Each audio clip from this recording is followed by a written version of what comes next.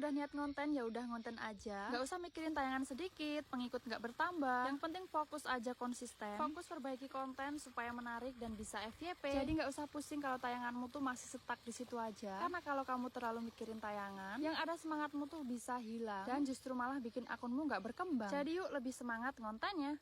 Kegiatan ibu muda umur 22 tahun, anak satu di pagi hari. Sebelumnya assalamualaikum mbak. Nah karena pagi ini aku tuh bangunnya lumayan kesiangan. Yang biasanya bangun jam setengah 5, pagi ini aku bangun jam setengah 6 guys. Jadi aku bangun tidur tuh nasi udah bikin, cucian piring udah dicuci sama mbak iparku, dan termos panas sudah diisi sama emak. Karena tadi malam anakku tuh ngajak begadang. Mungkin karena tidur siangnya tuh kesorean, azan maghrib tuh baru bangun tidur, jadi tidur malamnya ya lumayan malam. Yang biasanya tidur jam 8, jam 9 malam, nggak tahu mimpi apa tadi malam tuh sampai setengah 11 malam. Sampai aku tuh marah-marah sama anakku, kenapa sih nak kamu tuh nggak tidur-tidur padahal ibu tuh udah ngantuk banget. Akhirnya aku panggil suamiku buat ngomong anakku, dan aku tinggal tidur duluan deh. Aku tuh biasa kalau malam jam 9, jam 10 udah tidur ya guys, karena kalau siang aku tuh susah tidur, jadi kalau malam tuh ya gampang banget ngantuk. Untung aja bajunya udah aku cuci tadi malam sebelum tidur, jadi pagi ini tinggal jemur. Tapi urutan pekerjaanku tuh kalau bangun tidur, cucian belum dicuci ya aku cuci piring dulu buat nasi. Kalau udah baru nyapu lantai, lalu dilanjut jemur pakaian. Kenapa jemur pakaian urutan paling akhir? Ya karena nunggu lantainya disapu dulu kan. Kalau lantainya aja belum disapu dan bajunya udah dijemur, pasti nanti kena debu lagi. Makanya aku kalau jemur baju di malam hari itu ya aku sapu dulu lantainya, supaya besok paginya pas nyapu debunya nggak banyak kan. Ini biasa aku jemur baju masih gelap loh guys, tapi ini tuh udah siang. Tapi tenang, ini jam 7 aku udah beresan.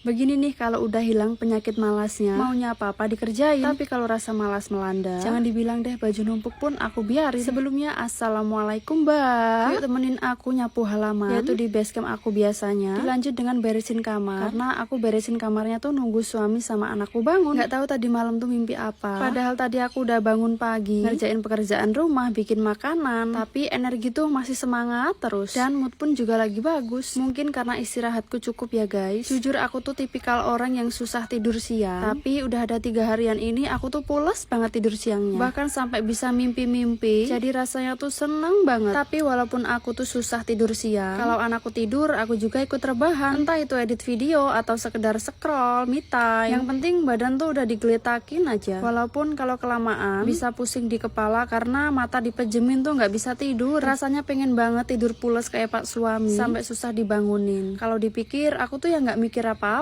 tapi kenapa sih setiap tidur siang itu susah banget. Semenjak 3 hari terakhir ini aku tuh bisa tidur, mood tuh jadi happy, badan jadi lebih seger, lebih semangat. Memang ya guys, istirahat itu sepenting itu. Karena biasanya udah siang nggak bisa tidur, malam pun tidurnya begadangan karena edit video atau sekedar ngobrol sama pak suami. Karena pak suami tuh ada waktu banyak ya pas malam. Jadi kalau malam sebelum tidur, aku tuh ngobrol sama pak suami tentang kejadian hari ini, dari mulai kegiatan bangun tidur sampai mau tidur lagi. Alhamdulillahnya punya pak suami yang suka cerita walaupun itu hal kecil. Dari mulai cerita kondisi di ladang, kondisi pekerjaan, dan tadi di ladang ngapain aja, suamiku tuh suka cerita hal kecil guys. Kenapa banyak waktu ngobrolnya tuh pas malam hari ya? Karena kalau siang tuh suami ke ladang, bangun tidur pagi ngopi sambil ngomong anak. Nanti kalau sarapan udah mateng langsung sarapan, langsung deh berangkat ke ladang. Nanti pulang-pulang tuh siang azan zuhur, makan dan istirahat siang, bangun tidur berangkat lagi ke ladang. Ya begitu setiap harinya guys. Tapi aku tetap bersyukur walaupun pekerjaan suamiku ya cuman petani, tapi kita tuh masih bisa kumpul setiap hari. Karena aku tuh tim istri yang nggak bisa LDRan. Kalau kalian gimana nih?